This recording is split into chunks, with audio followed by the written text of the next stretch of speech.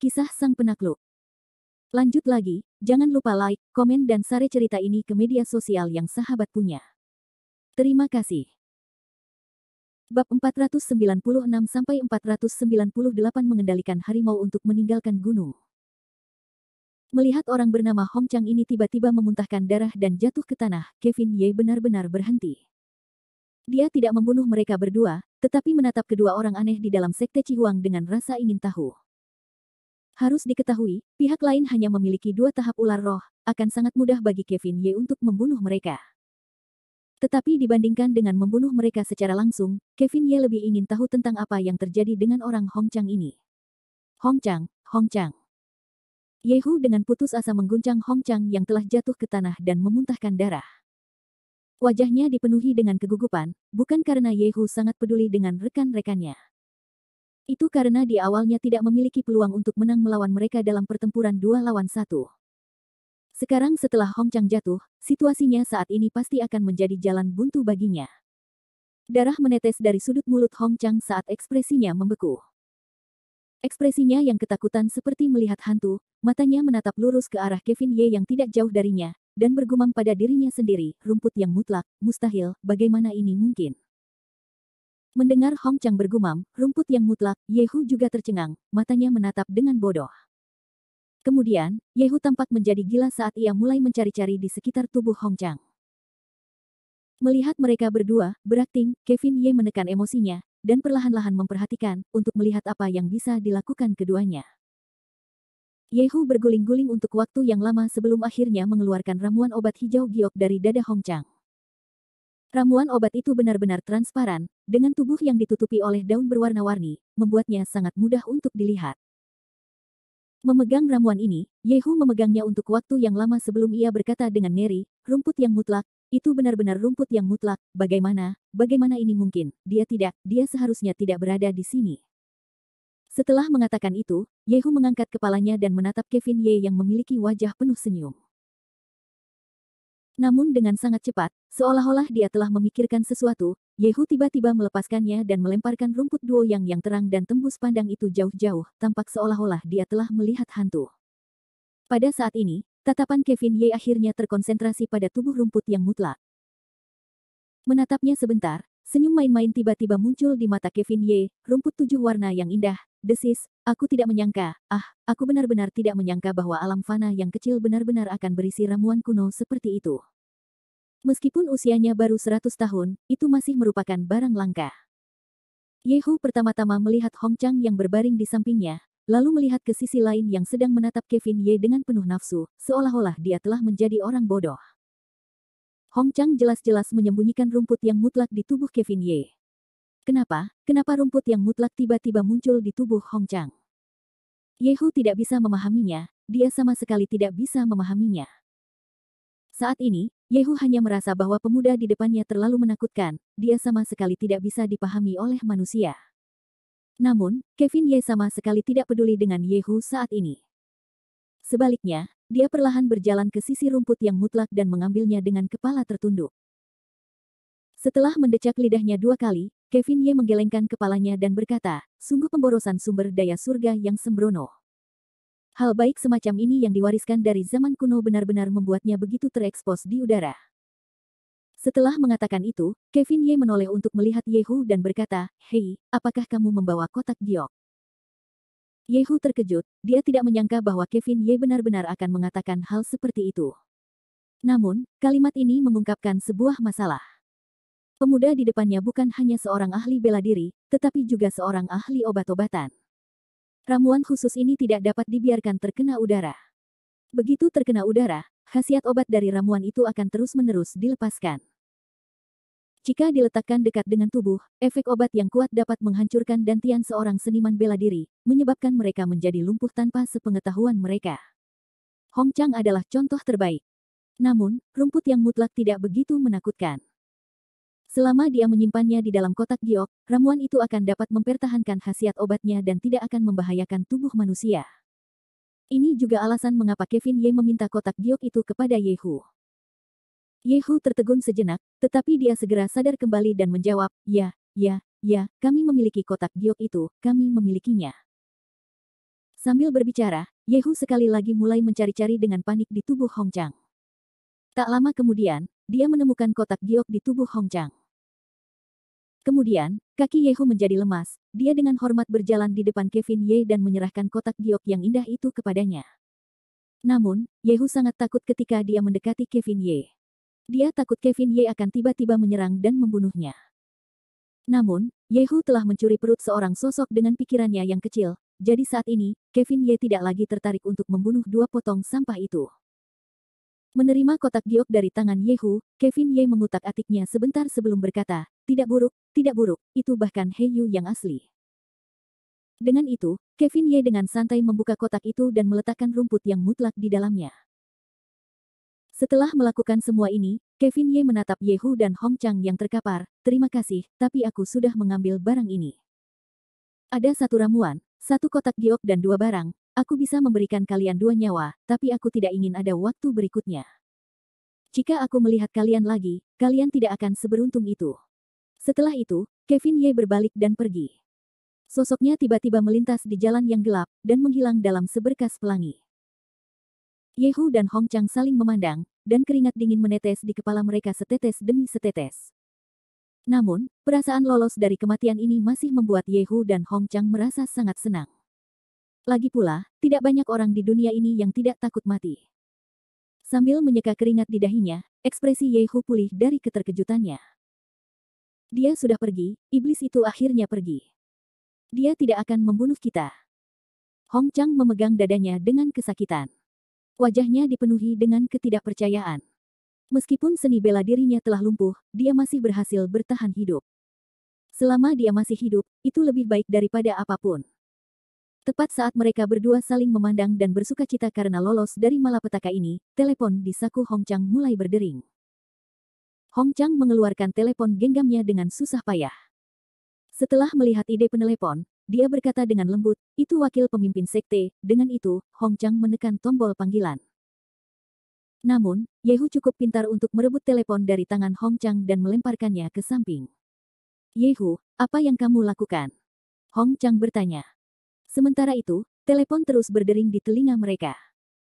Yehu mendesah tak berdaya, dia melirik telepon di samping dan berkata dengan cemas, Hong Chang, kami tidak dapat menjawab panggilan ini. Kenapa? Bagaimanapun juga, Hong Chang adalah orang yang jujur, jadi dia bertanya dengan cepat. Yehu mendengus, misi kita gagal. Bukan saja kita tidak membunuh bocah Kevin Ye itu, kita bahkan kehilangan rumput yang mutlak. Apakah menurutmu jika kita kembali sekarang, menurut temperamen pemimpin sekte, dia akan membiarkan kita pergi? Kau tahu kepribadian pemimpin sekte, kalau begitu, dia pasti tidak akan bersikap lunak saat membunuh orang. Hong Chang berpikir sejenak, lalu menganggukkan kepalanya, apa yang kau katakan masuk akal, jika kita kehilangan rumput yang mutlak, kita akan mati. Berhenti sejenak, Hong Chang terus bertanya, kalau begitu, menurut apa yang kau maksud, menurutmu apa yang harus kita lakukan sekarang? Yehu menghela napas, apalagi yang bisa kita lakukan, kita tidak akan bisa kembali ke Sekte Cihuang. Namun, karena kita berdua memiliki keterampilan medis seumur hidup, kita tidak seharusnya mati kelaparan di masyarakat ini. Bagaimana dengan ini, kita berdua hanya bisa bersembunyi untuk saat ini. Kita akan membicarakan ini setelah badai berlalu. Hong Chang juga mendesah panjang, sepertinya ini satu-satunya jalan. Di jalan gelap menuju Linhai, dua sosok manusia saling mendukung saat mereka berjalan menjauh, selangkah demi selangkah. Di bawah cahaya, telepon terus berdering. Tanda pisah, tanda pisah. Di gang tersembunyi di dalam markas besar Sekte Cihuang, Wei Sentong duduk di ruang tamu dengan tatapan dingin dan muram. Dua wanita cantik membantunya mengupas jeruk di sampingnya, lalu mereka memberikannya kepada Wei Sentong satu persatu. King Tian, bagaimana? Belum ada kabar tentang Hong Chang dan Yehu.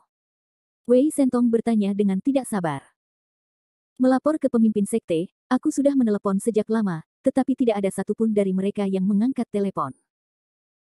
Aku ingin, saat dia berbicara, King Tian mengangkat kepalanya dan menatap Wei Sentong dengan sedikit gugup, menurutku, itu sangat mungkin bahwa mereka sudah terbunuh. Mendengar kata-kata King Tian, Wei Sentong menarik napas dalam-dalam. Reaksi pertamanya bukanlah meratapi kematian bawahannya, tetapi membuka mulutnya dan memarahi, dua sampah yang tidak berguna, kalian pantas mati. Pemimpin sekte, sepertinya Kevin Ye bukan orang biasa, dia tidak mudah dihadapi. King Tian menghela napas, lalu memberikan sebuah ide, pemimpin sekte, menurut pendapat bawahan ini, bukankah kita harus mengubah cara berpikir kita? Wei Sentong mendengus, dan berkata, lanjutkan. Pemimpin sekte, kita tidak tahu tentang itu, Kevin Ye. Karena dia mampu menendang Tian dan milik Old Gu dengan satu tendangan, maka kultivasinya pasti setidaknya berada di puncak alam sapi harimau. Kita seharusnya tidak memprovokasi orang seperti itu. Tiba-tiba, King Tian melanjutkan, pemimpin sekte, tujuan kita kali ini adalah Grimoire Raja Obat, dan Grimoire Raja Obat saat ini ada di tangan Old Sui. Omong kosong, bagaimana mungkin aku tidak tahu apa yang kamu bicarakan? Konor Sui si tua itu juga berada di puncak alam sapi harimau. Meskipun aku bisa mengalahkannya, aku masih perlu mengeluarkan sedikit usaha. Selain itu, sekte Cihuang kita hanya akan sia-sia menunggunya kembali. Kita tidak mampu kehilangan orang lain, kita harus membayar harga yang mahal untuk berselisih dengan Konor Sui. King Tian menganggukkan kepalanya, pemimpin sekte benar, tetapi pemimpin sekte, melawan Kevin Ye, kerugiannya bahkan lebih besar. Wei Sentong menghela nafas tak berdaya setelah mendengar ini, dia tidak punya pilihan selain mengakui bahwa King Tian mengatakan yang sebenarnya. Bahwa Kevin Ye begitu dalam sehingga dia tidak bisa melihat dasarnya, dan dia sendiri tidak tahu metodenya. Tindakan sembrono seperti itu memang lebih mengerikan daripada jika dia berhadapan dengan Konor Sui. Melihat pikiran Wei Sentong yang terguncang, King Tian melangkah maju sekali lagi dan berbisik ke telinga Wei Sentong, pemimpin sekte, bawahan ini punya rencana untuk membantu kita berdua. Malam ini, kita bisa melakukan ini. Mendengar itu, Wei Sentong segera berdiri, dan tertawa, hehe, memancing harimau keluar dari gunung, adalah ide yang bagus. King Tian, kami akan melakukan apa yang kau katakan, aku akan menyerahkan semuanya padamu, dan ketika saatnya tiba untuk malam ini, kami akan pergi dan menemui Konor Sui, orang tua itu. Bab 497 Kamu menipu semua orang. Di bawah langit malam, di dalam taman villa bintang bulan dan setengah gunung. Setelah berhasil mengusir sekte Cihuang, suasana hati Konor Sui juga menjadi sangat rileks. Seolah-olah semuanya mulai berkembang dengan tenang dan damai, dan setelah gelombang berlalu, ada keheningan yang mematikan, hanya saja, yang tidak diketahui Konor Sui adalah bahwa di bawah permukaan yang tenang, akan ada gelombang yang lebih besar lagi. Berdiri di halamannya sendiri, Konor Sui menyipitkan mata saat dia melihat kota langit yang tingginya setengah gunung di langit. Tiba-tiba, wajah Konor Sui menunjukkan sedikit senyum. Senyum ini mengandung kepuasan, kecemburuan, dan keengganan yang tak terlukiskan. Tiba-tiba, Konor Sui membuka mulutnya dan tertawa, gadis itu telah tumbuh dewasa, dia telah tumbuh dewasa. Jelas, yang dikeluhkan Konor Sui adalah cucunya sendiri, Nindi Sui. Awalnya, Konor Sui berpikir bahwa setelah bencana ini berlalu, Nindi Sui akan keluar dari kota langit milik Kevin Ye dan tinggal bersamanya. Namun sepanjang sore itu, Konor Sui tidak melihat Nindi Sui kembali. Gadis kecil itu seperti sudah kecanduan dengan kediaman Kevin Ye. Mengenai hal ini, Konor Sui hanya bisa mengungkapkan ketidakberdayaannya. Meskipun karakter, seni bela diri, dan status Kevin Ye sangat cocok dengan Nindi Sui tetap tumbuh di sini. Sekarang setelah tumbuh bersama cucunya sendiri dan orang yang disukainya, Konor Sui masih merasa sedikit tidak nyaman di hatinya. Tentu saja, kebanyakan ayah yang menikahi anak perempuan mereka akan merasakan hal ini. Villa Gunung Setengah Bulan Bintang dan Villa Gunung Setengah Bulan Bintang hanya berjarak sebatas sungai, tetapi dari sudut pandang Konor Sui, sepertinya seluruh dunia telah berkumpul. Lupakan saja, lupakan saja. Begitu anak itu tumbuh dewasa, aku hanya bisa membiarkan dia merawatnya. Setelah tertawa getir lagi beberapa saat, Konor Sui berbalik dan kembali ke ruang kerjanya sendirian. Tepat saat Konor Sui hendak duduk dan membuka buku obat di mejanya, teleponnya tiba-tiba berdering. Melihat ide penelepon, Konor Sui tersenyum, dan menekan tombol panggil, halo, saya Longer. Suara di ujung telepon terdengar sangat hormat saat berkata, ayah. Mengapa Anda, orang yang sibuk, menelepon saya larut malam? Orang di ujung telepon tergagap lama sebelum berkata, ayah, saya sudah lama tidak berbicara dengan Anda, jadi saya menelepon untuk menanyakan situasi di rumah. Apakah semuanya baik-baik saja di rumah? Konor Sui tertawa sebentar, matanya tampak ramah, tetapi mulutnya sama sekali tidak sopan. Baiklah, bocah nakal, bisakah kau sembunyikan pikiran seperti itu dari orang tua ini? Aku ayahmu. Jika kau punya sesuatu untuk dikatakan, katakan saja, jangan sembunyikan, itu sama sekali tidak baik. Suara di ujung sana mendesis, ya, ayah. Aku baru-baru ini mendengar bahwa seseorang ingin menyakitimu, sepertinya itu karena masa lalu lembah Raja Pil, aku ingin tahu apakah ada hal seperti itu. Kau cukup baik dalam menyampaikan berita, tidak buruk, ada hal seperti itu. Tetapi sekarang setelah masalah ini selesai, dan orang tua ini melakukannya dengan sangat baik, kau tidak perlu khawatir, bocah nakal. Oh. Suara di ujung sana mengiyakan, lalu berkata, itu bagus, itu bagus. Nada di ujung telepon berubah, ayah, di mana Nindi Sue? Apakah dia di sampingmu? Aku ingin bicara dengannya. Ekspresi Konor Sue langsung berubah, dan kembali normal. Dasar bocah, kau sudah tidak pulang ke rumah selama beberapa tahun, tapi sekarang kau tahu harus bertanya pada putrimu. Ayah, suara di ujung telepon itu ragu-ragu, ingin menjelaskan sesuatu. Namun, Konor Sue langsung menghentikannya, baiklah, aku tahu apa yang ingin kau jelaskan jika kau tidak mengatakannya. Ini hanya kesibukan, tidak ada waktu. Ayah, aku. Baiklah, kau punya karir. Orang tua itu mengerti. Tapi lihatlah waktu saat kau menelepon nanti. Di seberang lautan masih siang, tapi kita masih di tengah malam. Gadis Nindi Sue itu sudah tidur. Kau ingin bicara dengan putrimu. Ujung telepon yang lain terisak-isak dan terdiam cukup lama.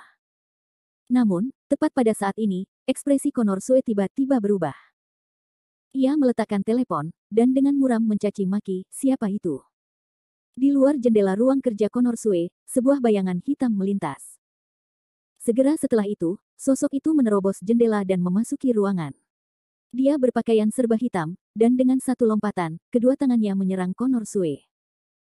Konor Sue tidak ragu-ragu, dia segera berdiri, dengan telapak tangan kiri dan tangan kanannya, dia meninju ke arah lawan. Dengan suara keras, angin astral bergetar setelah keduanya bertukar pukulan, dan meja mahoni Konor Sue runtuh karena benturan. Keduanya hanya melakukan kontak sesaat, tetapi yang lain sudah mulai berlari. Konor Sue mencibir, mencoba lari, tidak ada pintu. Setelah itu, Konor Sue bangkit dan mengejar.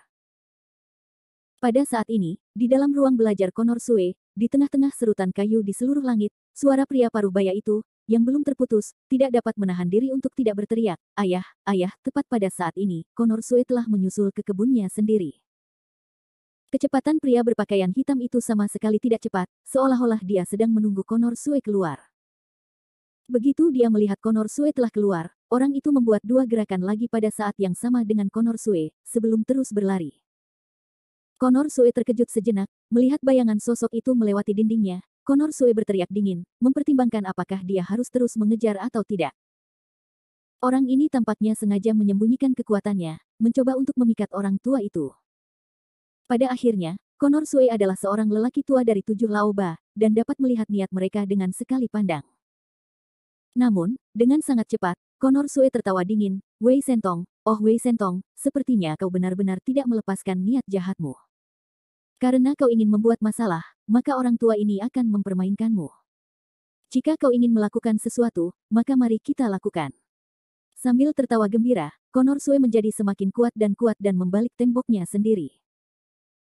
Pria berpakaian hitam itu berlari di depan sambil melihat ke belakang, takut Konor Sue akan mengetahui rencananya dan tidak mengejarnya. Namun sekarang setelah dia melihat Konor Sue mengejarnya, pria berpakaian hitam itu tertawa, hantu tua Sue, sepertinya kau benar-benar tua. Kau ditipu oleh rencana kecil. Pria berpakaian hitam itu berlari di depan sambil merasa bangga dengan kebijaksanaannya. Saat ini, sudah dini hari.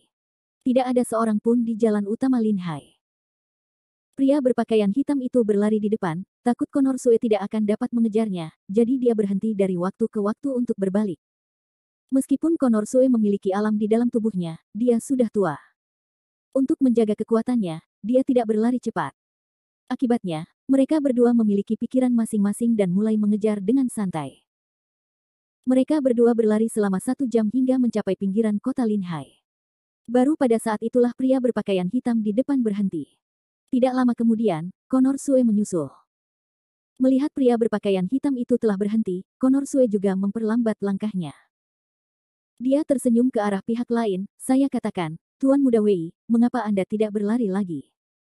Pria berpakaian hitam itu terkejut, dia tidak pernah menyangka bahwa lelaki tua Conor Sue ini akan langsung ke intinya. Dia bahkan lebih bingung bagaimana Conor Sue tua itu bisa tahu bahwa itu miliknya. Tepat saat Wei Sentong tampak bingung, Conor Sue sudah tiba di depannya. Melihat bahwa tidak ada cara untuk menyembunyikannya, Wei Sentong hanya melepas topeng di wajahnya dan mencibir, "Paman Guru Sue benar-benar semakin kuat, aku tidak pernah menyangka bahwa kau akan mengejarku begitu lama sekaligus." Kemudian, Wei Sentong tiba-tiba berkata dengan dingin, "Tapi aku tidak begitu mengerti, Paman Guru Sue jelas tahu bahwa itu aku, mengapa kau mengusirku?" Wei Sentong juga sangat berhati-hati, dan tidak bertanya kepada Conor Sue apa sebenarnya yang dia jual, itulah sebabnya dia masih sedikit khawatir. Conor Sue tertawa, "Tuan Muda Wei, keponakan, aku tentu tahu apa yang kalian pikirkan, jadi jangan bertele-tele. Karena lelaki tua ini berani mengejarmu, maka aku dapat menjamin bahwa orang-orangmu tidak akan dapat menemukan apapun di rumah Sueku." Wei Sentong panik dalam hatinya, dan diam-diam berkata pada dirinya sendiri, "Rubah tua." Conor Sue tertawa terbahak-bahak. "Tuan Muda Wei, bukan karena rubah tua ini adalah rubah tua, tetapi karena kamu masih terlalu tidak berpengalaman. Orang tua ini telah berjalan melintasi lebih banyak jembatan daripada yang pernah kamu makan, dan kamu bahkan tidak memenuhi syarat untuk bermain trik di depan orang tua ini." Wei Sentong mendengus dengan keras, dan dari sorot matanya, terlihat bahwa dia tidak ingin menyerah. Pada saat ini, Wei Sentong dan Conor Sue adalah satu-satunya yang tersisa di pinggiran kota yang gelap. Wei Sentong tidak lagi mencoba bersikap munafik, menunjuk Conor Sue dan berkata, "Hantu tua Sue, aku tidak takut untuk mengatakan yang sebenarnya. Aku di sini untuk Lin Hai demi Grimoire Raja Obat. Jika kau bijaksana, akan lebih baik bagimu untuk patuh menyerahkan Grimoire Raja Obat. Jika tidak, jangan salahkan aku karena tidak kenal ampun, dan tidak dapat melindungi kehidupan lamamu." Conor Sue tidak marah dengan sikap Wei Sentong. Sebaliknya, dia tertawa ringan, "Tuan Muda Wei, jika kau tidak dapat memenangkan pertarungan, maka datanglah dan rebutlah. Hebat, hari ini orang tua ini akan melihat seberapa cakapnya murid kakak seniorku. Orang tua ini tidak takut untuk memberitahumu bahwa Grimoire Raja Obat ini ada pada orang tua ini. Jika kau menginginkannya, maka datanglah, orang tua ini takut kau tidak memiliki metode seperti itu." Wei Sentong tertawa terbahak-bahak, "Hantu tua Sue, kupikir kau sedang mencari kematian, kamu hanya tahap sapi harimau kecil sedangkan aku dewa kecil, apakah kamu pikir kamu bisa lolos hari ini?" Conor Sue sama sekali tidak takut, dia tertawa, "Kalau begitu, kau bisa mencobanya." Setelah mengatakan itu, Conor Sue mengambil inisiatif untuk menyerang, dan sosoknya menerkam ke arah Wei Sentong. Wei Sentong memiliki ekspresi aneh di wajahnya saat dia berkata dengan bingung, "Sial, apakah semua orang di dunia ini sudah gila? Siapa yang memberi hantu tua Sue kepercayaan diri seperti itu? Apakah dia tidak berpikir bahwa dia sudah mati cukup cepat dengan menantangku dengan level yang lebih tinggi?" Melihat Conor Sue tepat di depan matanya, Wei Sentong menggunakan seluruh kekuatannya untuk melemparkan tinjunya. Conor Sue memarahi, "Serang aku."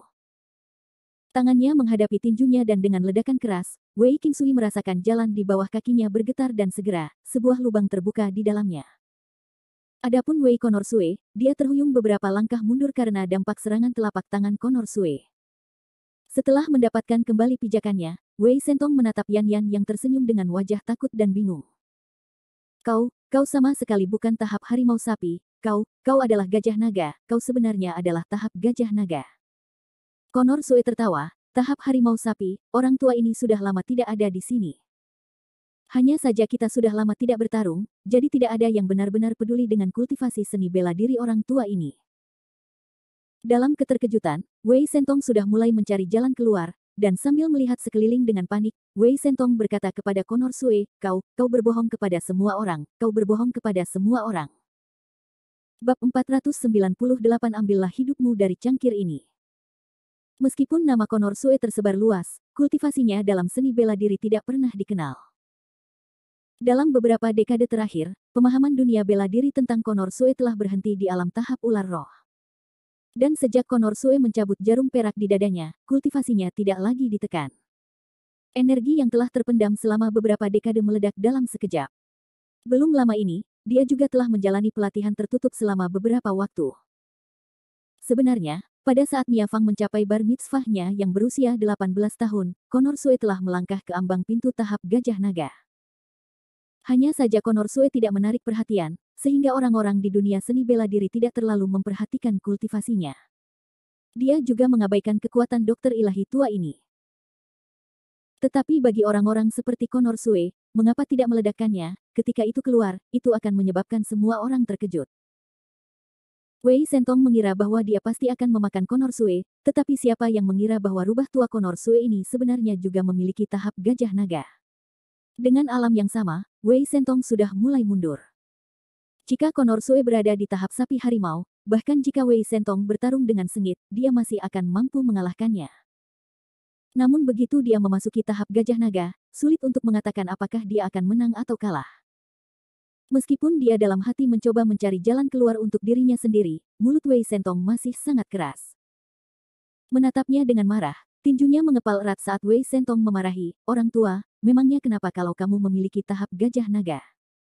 Aku tidak percaya aku tidak bisa menang melawanmu, orang tua hari ini."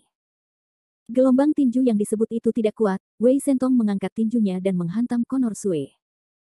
Konor Sue tidak menghindar. Dengan kedua tangannya di jembatan, dia berdiri kokoh di tempat dan mendengus muram. Dalam sekejap mata, keduanya sekali lagi beradu. Angin dari serangan telapak tangan dan kekuatan dari tinju dilepaskan. Seorang sosok tua dan yang lainnya muda, keduanya tidak bisa menahan diri untuk tidak kehilangan tubuh mereka. Wei Sentong bagaikan tinju yang mengejutkan harimau-harimau di pegunungan selatan, sementara Konor Sue bagaikan telapak tangan yang membuat takut naga-naga yang berkeliaran di empat lautan. Tidak banyak waktu berlalu, dan mereka berdua hanya bertukar 20 atau 30 gerakan. Meskipun Konor Sue sudah tua, setiap gerakannya sangat kuat. Meskipun Wei Sentong masih muda, dia semakin gelisah. Bagaimanapun, dia telah bertarung dengan Konor Sue begitu lama, tidak seorang pun tahu apakah akan ada penyergapan di villa pegunungan Konor Sue.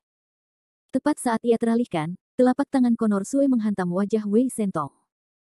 Wei Sentong tidak punya waktu untuk bertahan, ia hanya bisa berbalik dan lari. Konor Sue memarahi mereka dari belakang, "Pencuri kecil, kemana kalian pergi?" Melihat Konor Sue telah menyusul, Wei Sentong sangat gembira, dan menggunakan jurus yang memperoleh kemenangan dari kekalahan. Kemudian, ia melihat dua anak panah terbang ke arah Konor Sue dalam kegelapan. Salah satunya langsung menuju kepala Konor Sue, sementara yang lain langsung menuju tenggorokan Konor Sue. Kedua titik ini fatal, dan jika mengenai sasaran, Anda akan mati atau terluka. Konor Sue menatapnya kosong untuk beberapa saat. Tubuhnya melengkung ke belakang untuk membentuk jembatan baja, dan kedua anak panahnya terbang lurus ke ujung hidung Konor Sue. Melihat Konor Sue telah berhenti di jalurnya, Wei Sentong segera berbalik dan mengubah tinjunya menjadi cakar, melesat langsung ke mata Konor Sue. Konor Sue berdiri, dan mendengus, melukai orang secara diam-diam, tercela.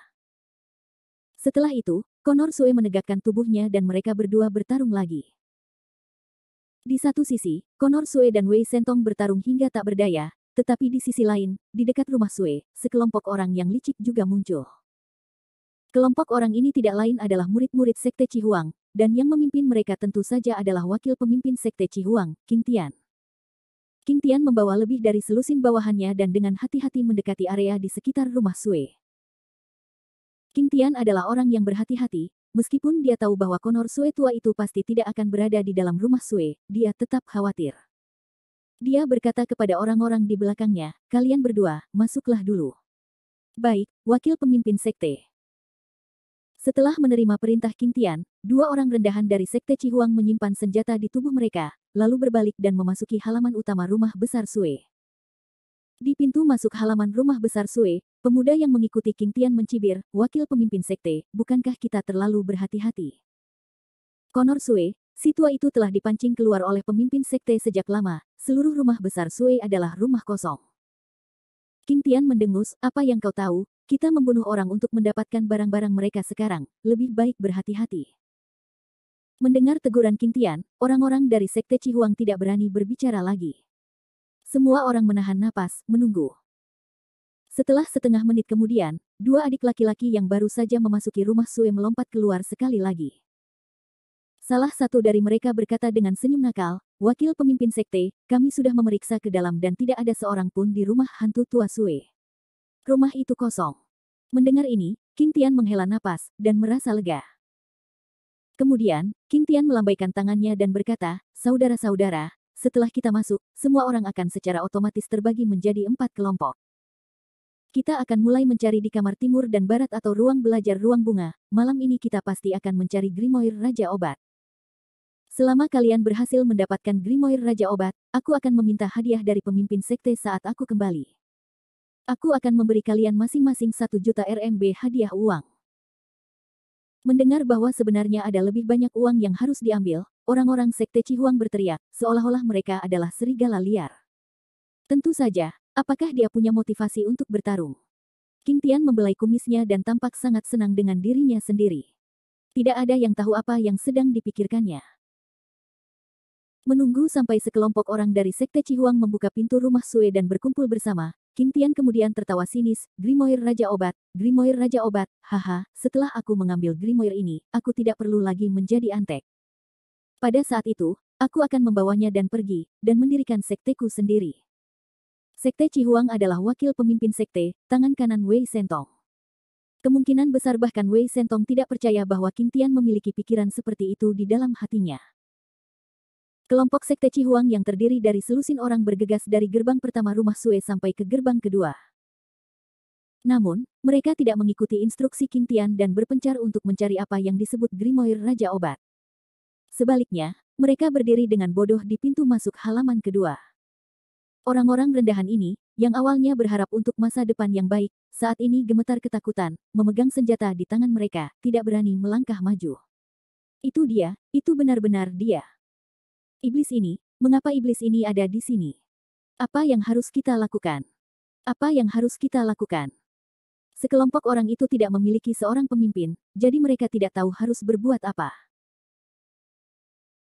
Pada saat yang sama, Qing Tian juga menyusul dari belakang, dan melihat ada lebih dari 10 orang yang menghalangi pintu. Dia mengumpat dalam hati, bajingan, untuk apa kalian semua berdiri di sana? Jika kalian tidak mengikuti rencana, maka keadaan akan menjadi sulit ketika lelaki tua itu, Conor Sue, kembali. Jika kalian tidak dapat menemukan apapun, kalian semua harus menggerakkan kepala kalian. Qing Tian memarahi sambil maju ke depan, tetapi semakin dia berjalan, semakin dia merasa ada yang salah, karena dia bisa melihat ketakutan di mata murid-muridnya. Qing Tian berjalan di tengah jalan dengan kerumunan yang terbelah di kedua sisi. Qing Tian melihat Sus Mansion 2 memasuki halaman dan memasuki taman. Di meja batu di seberangnya, seorang pemuda berpakaian putih sedang duduk tegak. Pemuda itu memegang cangkir teh di tangannya, tampak seolah-olah dia sangat santai, sama sekali mengabaikan alam terikat prajurit milik sekte Cihuang. Sedangkan untuk bangku batu pemuda itu, sebuah pedang harta karun kuno yang bersinar dengan cahaya menyeramkan menusuk ke tanah, tampak sangat ketakutan. Melihat pemuda di depannya, reaksi pertama Qing Tian tidak baik. Reaksi keduanya adalah lari. Tepat saat Qing Tian hendak menoleh, sebuah tawa datang, kelompok sekte Cihuang kalian benar-benar lambat, aku sudah lama menunggu kalian di sini. Qing Tian tidak pernah menyangka bahwa rencananya yang direncanakan dengan cermat untuk membunuh 2 burung dengan 1 batu akan terbongkar dengan mudah. Dengan gemetar, Qing Tian tidak berani lari, juga tidak berani naik. Dia hanya bisa berteriak pada remaja di seberangnya, Kevin Ye, kamu, kenapa kamu di sini? Hehe, karena kamu bisa datang, aku juga akan datang. Apakah ada yang tidak bisa kamu lakukan?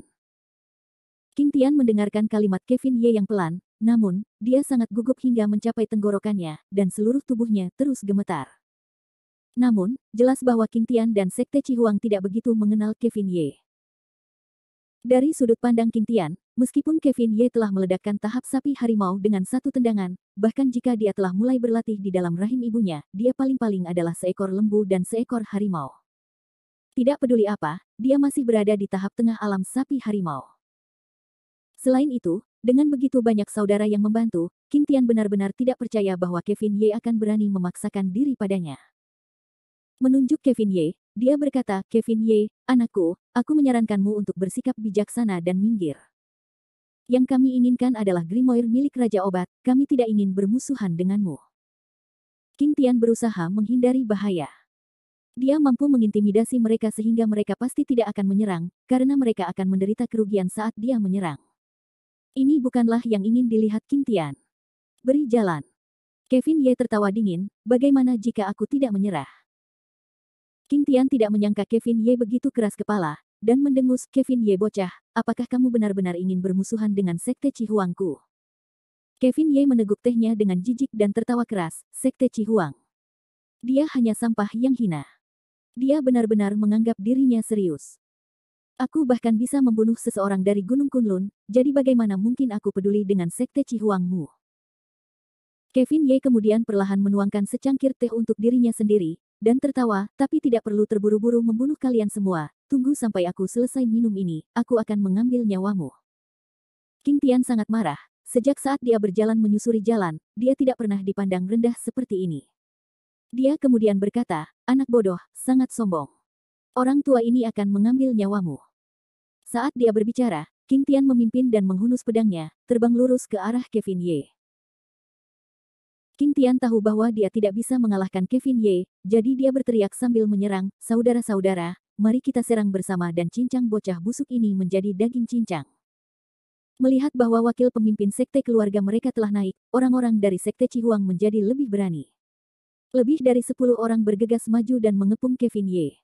Trisula di tangannya menebas ke arah Kevin Ye. Namun, Kevin Ye tetap tidak bergerak seperti gunung yang menjulang tinggi. Dia hanya mengeluarkan suara menghina dari mulutnya, aneh, apakah ada orang yang berpikir bahwa mereka belum mati cukup cepat akhir-akhir ini? Kalau begitu, aku harus menjadi orang baik dan mengirim kalian semua ke neraka.